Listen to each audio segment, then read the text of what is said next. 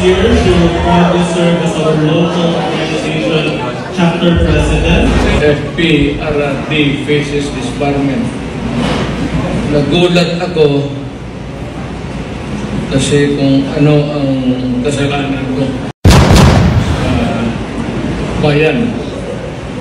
Yung pala yung EJK, extrajudicial killing. Maraming extra sa panahon ko. Pero yung killing, medyo wala. Kunti lang. Ano, you know, it is well-nigh impossible to govern a country na walang patayan, lalo na dito sa ating bayan. And even in countries that are really of higher civilized cultural, wala tayong ano dyan sa kanila, pero pareho-pareho lang yan. Extrajudicial killing will always be there because killing outside of a court order is always extrajudicial killing. Ang ano lang judicial killing is when the court orders your execution. That is about the only thing. Or you kill in self-defense, you can prove the elements that you are really defending yourself or your life. Those are the exceptions, but there are few. So, malabo itong disbarment. Bakit disbarment? Di ba nila ako? Kasi kailangan kong maging abogado, wala na akong trabaho. Tayo na lang.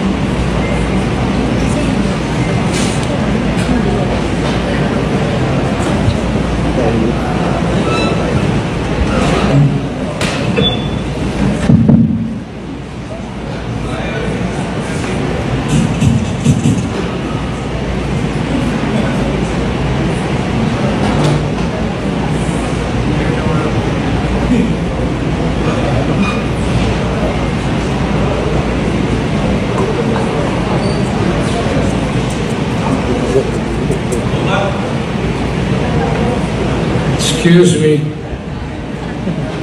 Are you hearing me?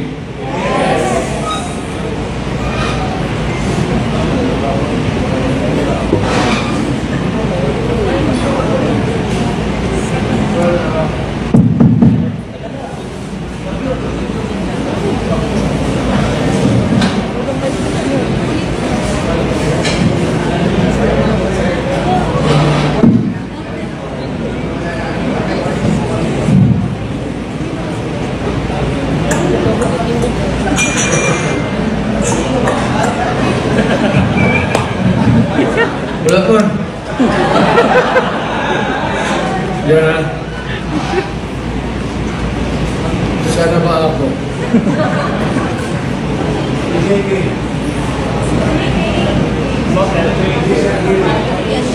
Disbarment.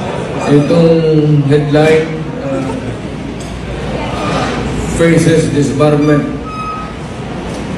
Kawawa naman ako kung kunan mo ako ng lisensya, hindi na ako nakapractice ng law. I'm out of job.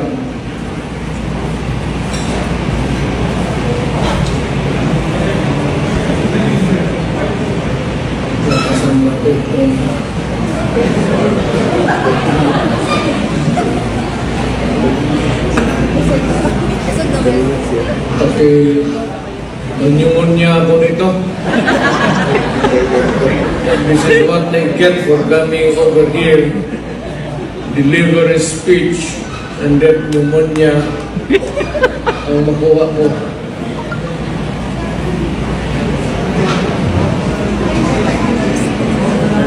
Alam mo, kung matanda ka na, hindi ka na talaga pwede sa totoo lang. Bata ka pa, you can endure. Okay na po. Okay na. Matanda ka na, lalo na pumapayat ka. Ano ba ito? Meron ko lang prepared speech. So basahin ko na lang para hindi na ako mag-isip. To the members, maayong gabi sa inyong tanan. Nakalagay dito To the members to the GCI Dorian City, esteemed guests, former officers and existing ones, as well as our newly elected President, Christine Joy Iswaso, and Board of Directors. Saan kayo, ma'am? Sabi ko na nga ba eh. I am humbled to address a group that has always been a good example of leadership and service. Tonight, we are officially passing on responsibilities and affirming our promise to build a better future through a strong organization and through service to the people. Indeed, it is fitting to have the GIC Philippines and GIC Dorian City hold the occasion in Davao City. Our hometown has grown into one of the most livable and developed areas in the country. This is not because of one person, but because of the collective efforts of its leaders, its organizations, and most importantly, the people.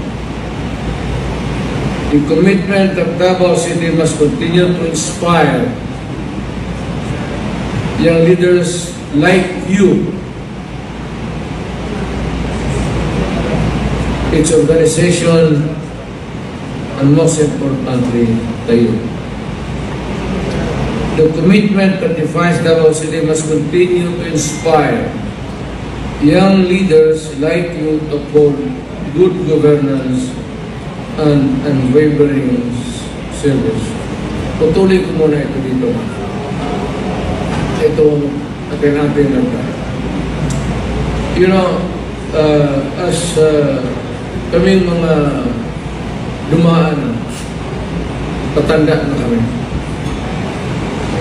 Malapit na matigo. You name it, we have it. Cancer na. So, panahon na ninyo. I hope that really you will continue. This is really out of love for my country. Kayo ba? Kayong I hope that someday one of you here will be mayor, councilors, sikapin ninyo na at least to maintain yung dating order or to improve on it to the benefit of the people. Kami paalis na awareness the passing scene, just like my father who was governor for so long a time here. And padaan lang, dumating kami dito, he was elected governor, so jump dito kami, any flash parang kahapon lamang. So, it is not far-fetched that some or all of you will have the responsibility of any governance of the country. Sana alagaan ninyo ang syudad ng Davao, pati ang Pilipino. Mahalin ninyo yung bayan ninyo. It's only one about. Anyway, but more importantly, really, for the next generation, yung anak ninyo. And it is a continuous process of itong civilization, and I do not know really ano ang kinabukasan to 3 generations from now.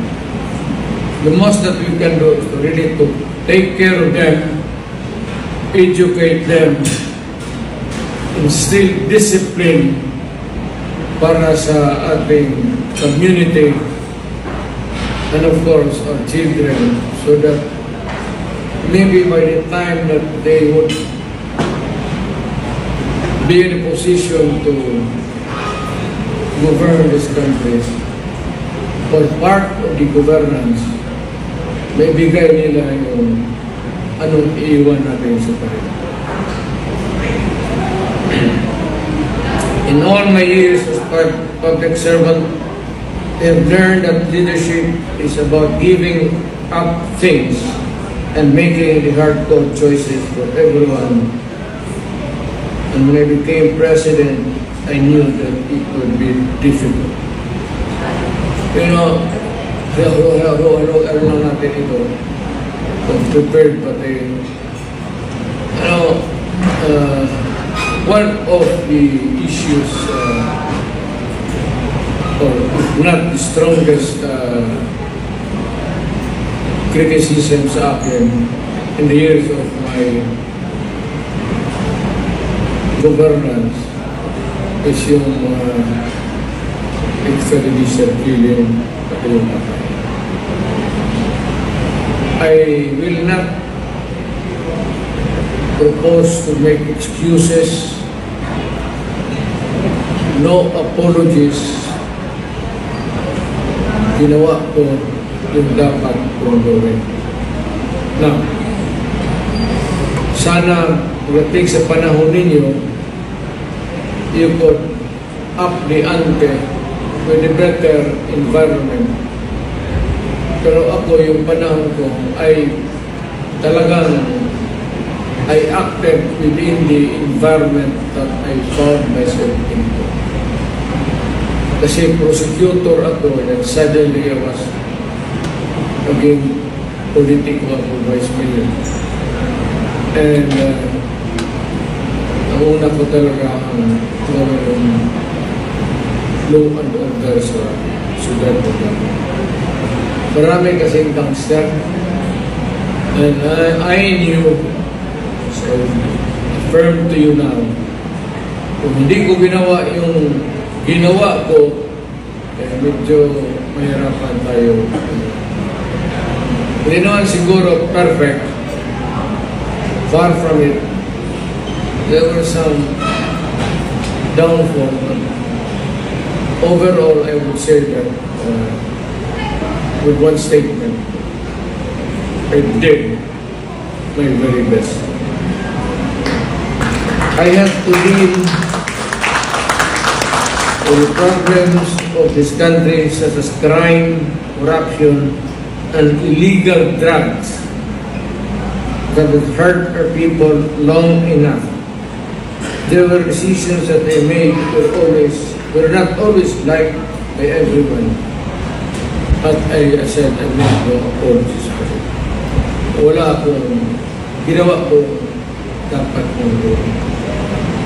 To the incoming officers, do note that you will be the next leader of GIC Korean City, and you will have your own challenges too.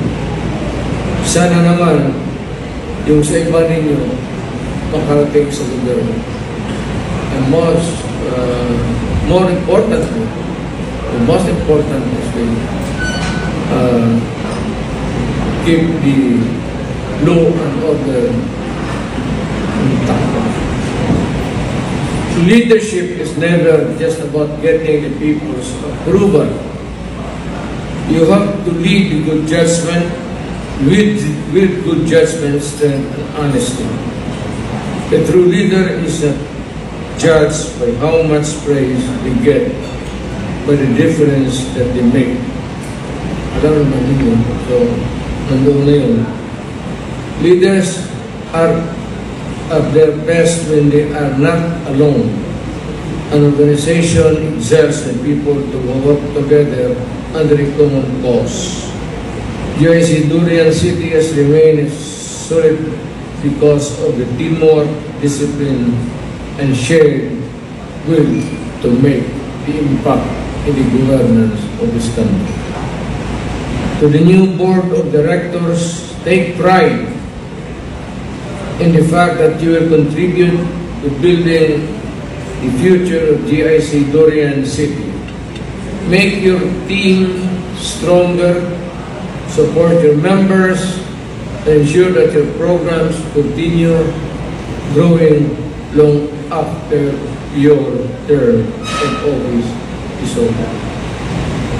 The core concept of leadership and organization is to serve others. Leadership is not self-centered. It is a process, and it is also a help-giving approach, especially toward those who require it. I-expand ko lang ito. Hindi naman ito, hindi ako nasulat nito eh. You know, yung gaya ng Davao City, yun ay likay na yun. Magulo, Davao, no? Talaga, lahat tigas. Yung gangster tigas. Yung upper tigas. Kidnapper tigas. Police tigas. Gagong sundalo tigas. Puro tigas lahat. So, nung na-mayor ako, sabi ko, paano ba to? Patigasan tayo? Saan na ninyo gusto? Anong parte ng katawan natin ang gusto nyo patigasan?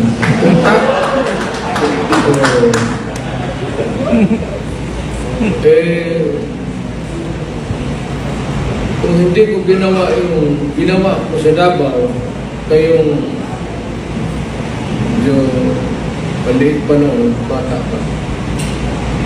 Hindi tayo kaganito. Tanong na lahat, sundalo, pulis, gangster, Ilocano, ang maputang nila.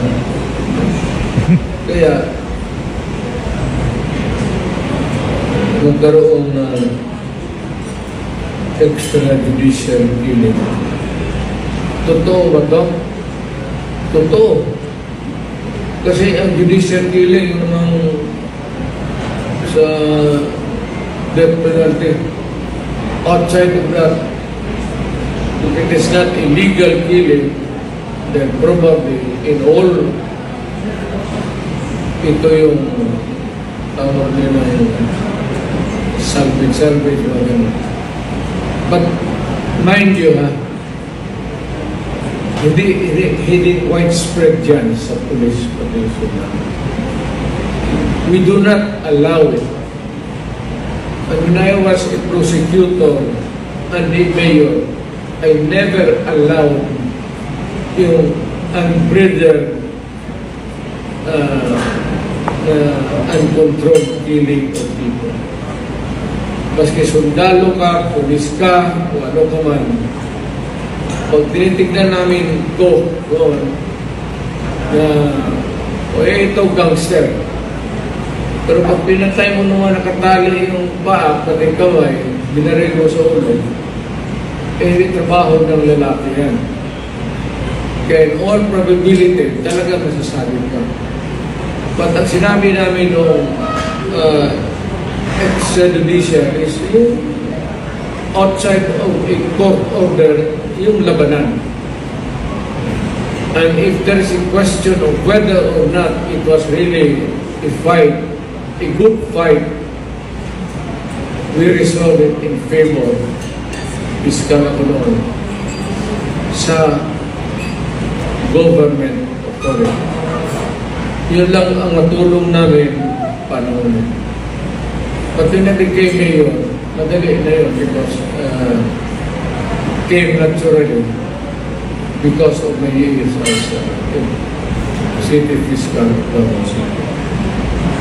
Alam ko na kaagad kung ano, malayo pa. Pagtindig mo pa lang, alam ko na. Especially if you have a good working psychology sa utak mo. Yun ang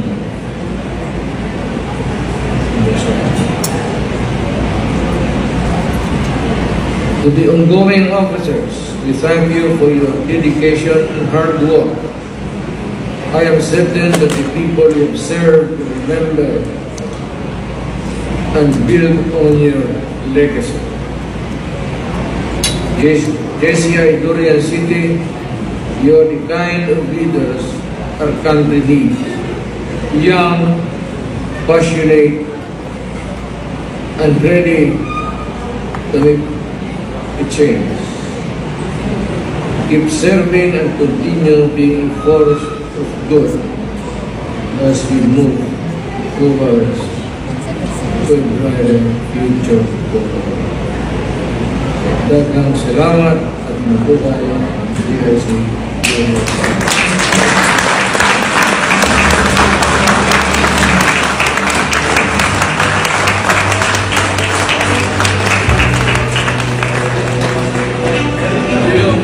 Thank you, Mayor, for that very inspiring message. Pero baka kung dagdag lang ito dali. Opo kayo.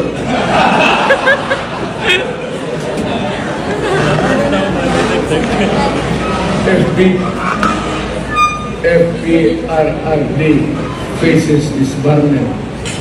Complaints by Rudy's alleged role in extrajudicial killing. Well, ano ba totoo dito? Alam mo, sige mo kung patay ka ng tao dyan, patali. Tapos lang ka. Pero ayaw ko nang, I will not go into this.